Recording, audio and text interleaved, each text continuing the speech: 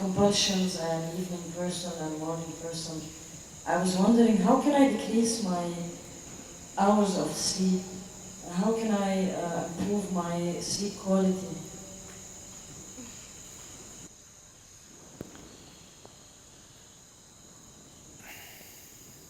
You want to increase the quality of your sleep means you want to reduce the quantity. Is that what you're saying? Yeah, somehow Okay. both. My need for the hours I want to decrease and I want to improve the quality. Okay.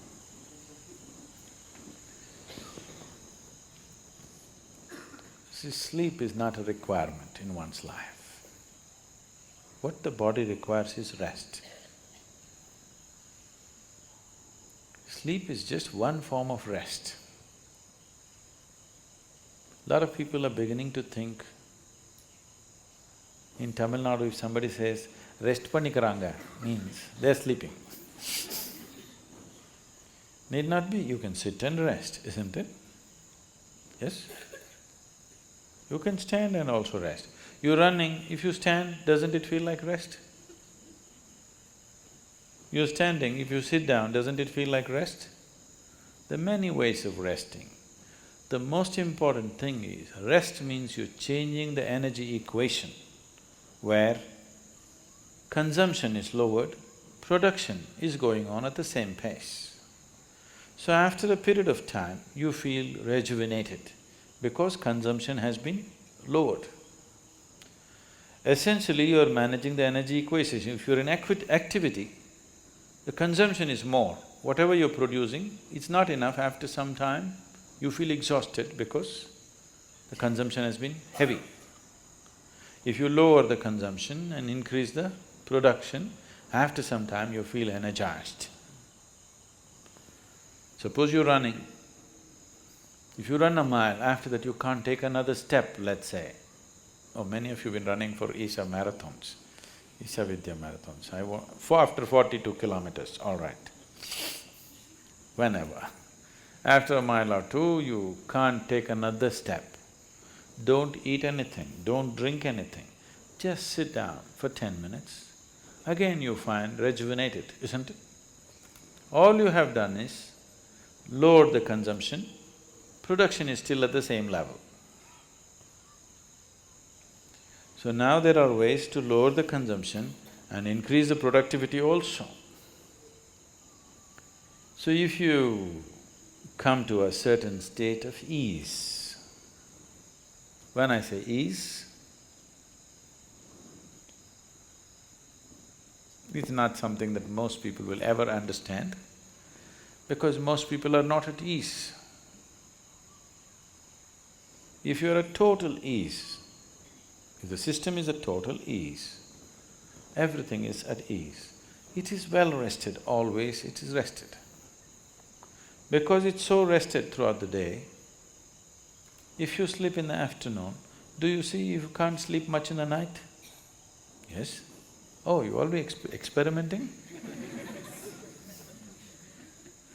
If you sleep in the afternoon, you can't sleep much in the night unless you're sick or you're very tired because of something. Because it's well rested in the day, it can't sleep in the night. So you don't have to necessarily sleep. If you sit here also, if your body is resting, you will see your sleep quota will naturally shrink. How to increase the quality of sleep? Don't try to increase the quality of sleep. The ideal way to live is, there is no sleep in my life. But that's not possible right now, still body has some inertia. So it sleeps minimum. Rest of the time, it is at ease. If you keep this at ease, then sleep does not occur to the body unless it comes to a certain point of exhaustion.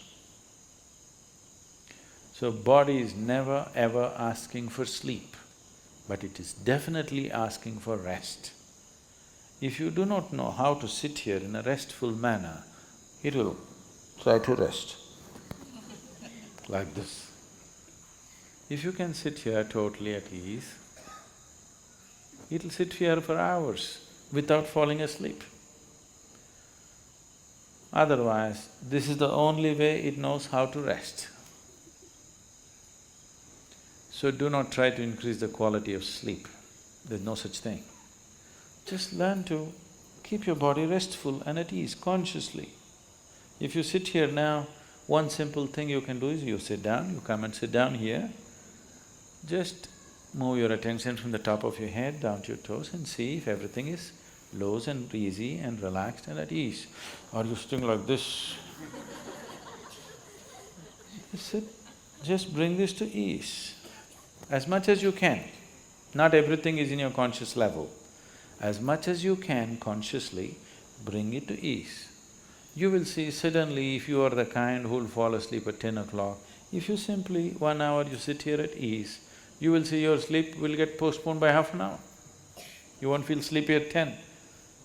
Naturally you're awake. So instead of trying to increase the sleep quality, now you increase the quality of life.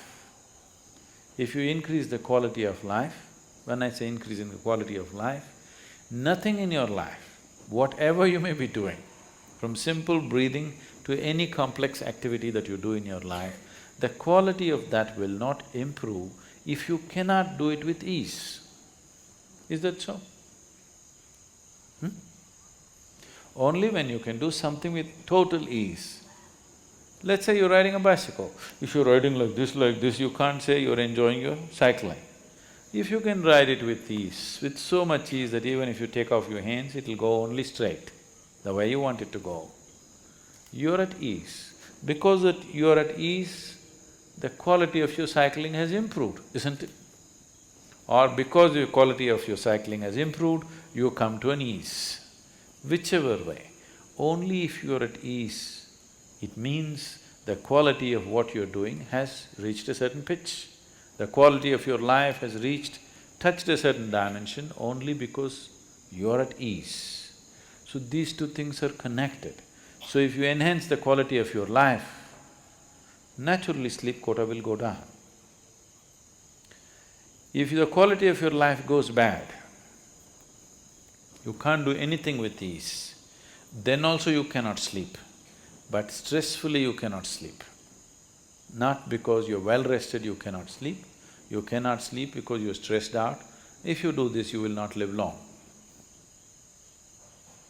If your body does not get enough rest, it will die, it will break, something will go. If you are not at ease, that means you are in dis-ease. You're heading there. You are in dis-ease means you're in a certain state of ill health. But if we say you're deceased, that means you're dead. So don't stay into the direction of disease, move into the direction of ease.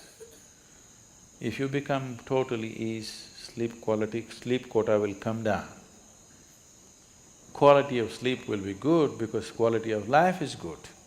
You want to increase only the quality of your sleep, life does not work like that. If you wake up well in the morning, you will also sleep well in the night.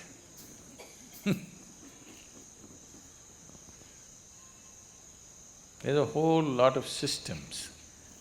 To give this to people, in the Eastern cultures, in India particularly, all the systems are built into one's life. Of course, they're throwing it away because they all became modern.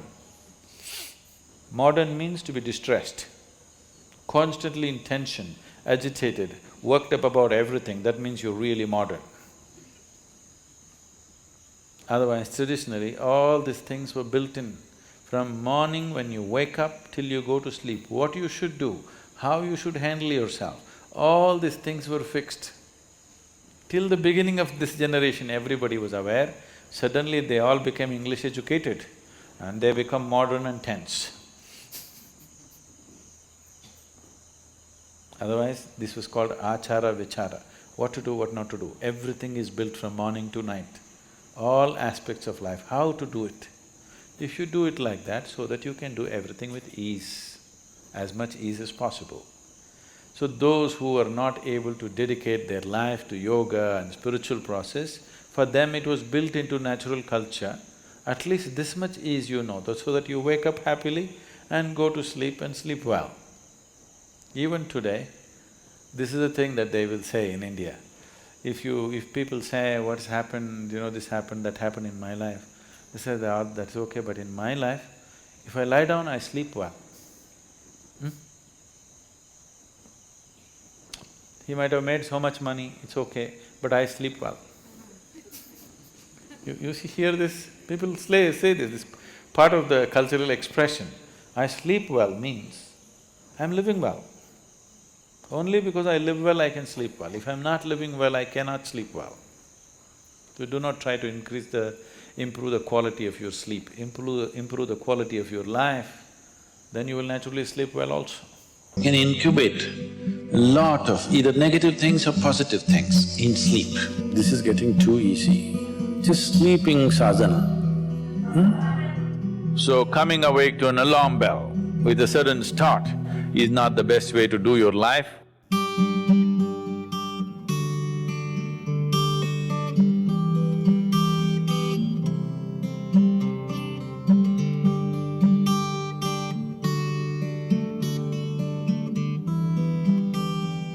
How many of you find that one day morning when you get up without any reason, you're just feeling ugly for no reason? If it is happening even at least 2-3 times a year, if it is, then you must do certain things before you go to bed. It's very, very important. Because unconsciously, you need to understand this, you can incubate a lot of either negative things or positive things in sleep. Either pleasantness or unpleasantness, you can incubate very effectively, uninterrupted in sleep. You can also incubate it in the day, but there are so many interruptions, it doesn't happen very efficiently. But if you have a tendency to go to bed in a certain way and you wake up in the morning really nasty for simply no reason, that means you're incubating things in the night very efficiently. Bad eggs. This is not just about psychological disturbances, it can cause major physiological problems over a period of time. It's important that you eliminate these things from your life.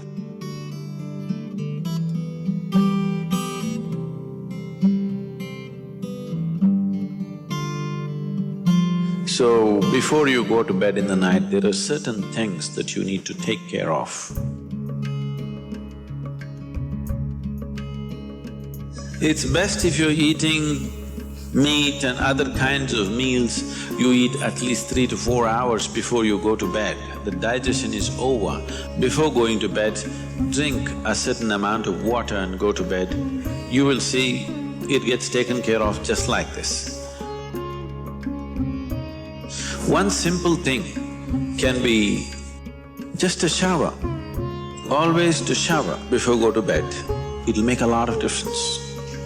In this weather, maybe cold showers are difficult, so you go for lukewarm showers, don't go for hot showers in the night. Go for lukewarm showers, it makes you alert. So you will think, oh, I cannot sleep. It doesn't matter, you will sleep 15-20 minutes or half an hour later, but you will sleep better because it will take away certain things. When you shower, it is not just the dirt on the skin that you're taking away. Have you noticed, if you're very tense and anxious, whatever, just a shower, you came out, it feels like almost the burden has been taken away from you? Have you not noticed this? So it's not just about washing the skin, a whole lot of things happen when water flows over your body. This shower is a very rudimentary buddhi shuddhi, because over 70% of your body is actually water. If you run water over it, a certain purification happens, which is beyond cleaning the skin. One more thing if you want to do, you just light an organic oil lamp, a cotton wick, some oil, anything. What do you use here? Normal cooking oil. Linseed oil, rice bran oil or sesame oil, what do you have? Olive oil, fine. Any organic oil with a cotton wick, just burn one little lamp, somewhere in the room where you sleep, you will see these things will completely disappear. If you can bring in a chant or there are nightly practices, yogic practices, before you go to bed, sit on your bed and do this practice. If you want to do Isha Kriya, it's available on the net. Generally, in India, they told you should not put your head to the north and sleep. You're aware of this? If you put your head to the north and sleep during the night when you're in horizontal positions, then slowly the blood will get pulled towards your brain. When there is too much circulation in the brain, you cannot sleep peacefully. If you have any kind of, inherently weak aspects in your brain, or if you're of old age, you could die in your sleep. One can have hemorrhage because extra blood is trying to enter the brain, where the blood vessels are hair-like. Something extra is being pushed because of the magnetic pull. When you're in a vertical position, this is not so. The moment you become horizontal, this pull on the head is so strong that slowly the blood tries to move towards the brain. So to avoid this is true only in the northern hemisphere.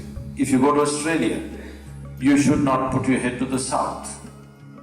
If you're in India, you should not put your head to the north. You can put it any other way, it's okay. Keep this in your mind, that you are truly a mortal, okay? Not in words, really. You could fall dead right now. You may be young, you may be old, it doesn't matter, you can fall dead right now. Yes or no? Before you go to bed, sit on your bed and think this is your deathbed. You have just 1 more minute to live. Just look back and see, what you have done today, is it worthwhile? Just do this one simple exercise. And you don't know when it really happens, whether you'll be sitting on your deathbed or lying in a hospital, all kinds of things sticking into you.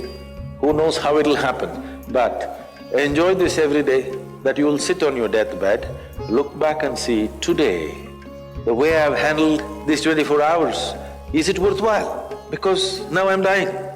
If you do this, you will live a worthwhile life, believe me. So every day in the night, all of you should do this before you go to bed. Last 3 minutes, everything that you have gathered, the body, the content of the mind, things, don't ignore small things. These small things are big things. I've seen how people are carrying their own private pillow, because it's very important. So, your pillow, your footwear, if you have relationships, everything that you have gathered, keep it aside, sleep. If you sleep in that condition, you will wake up with much more light, with much more energy, with much more possibilities than you have imagined possible. Just sleep as life, not as a man, not as a woman, not as this and that. Keep everything down, simply. See, this is getting too easy. Just sleeping sadhana. At least this you must do.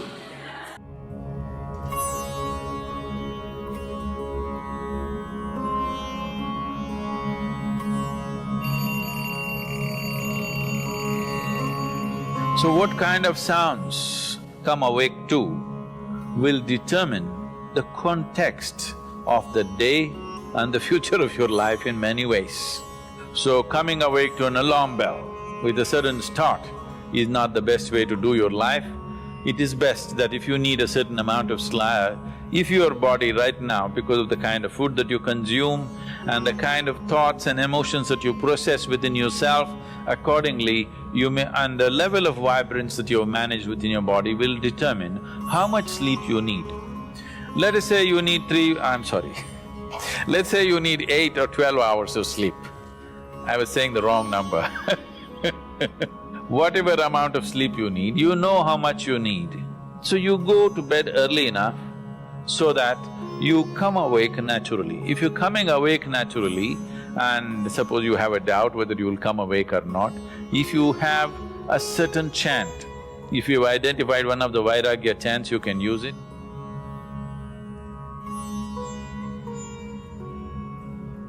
Physiologically, one important aspect of you is your heart, the pumping station for your blood circulation which pumps life across the body.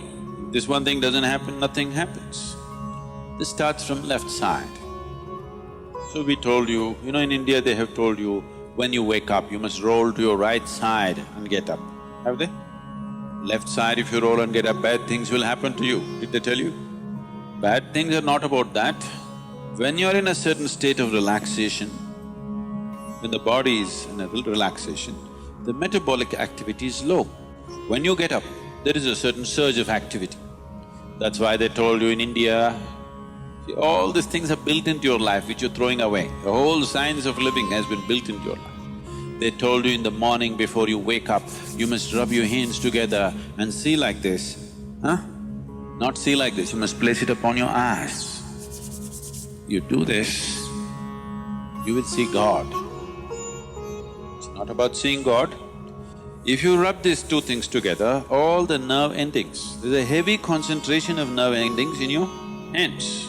If you do this, the system comes awake immediately. You're feeling asleep, you're feeling sleepy, just do this and see, everything comes awake.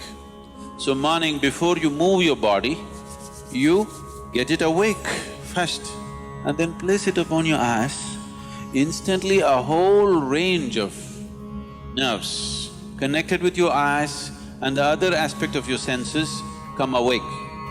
Before you move your body and your brain should be active. You shouldn't get up dumb, that's the idea. Understand? So you do that and then roll over to your right and get up.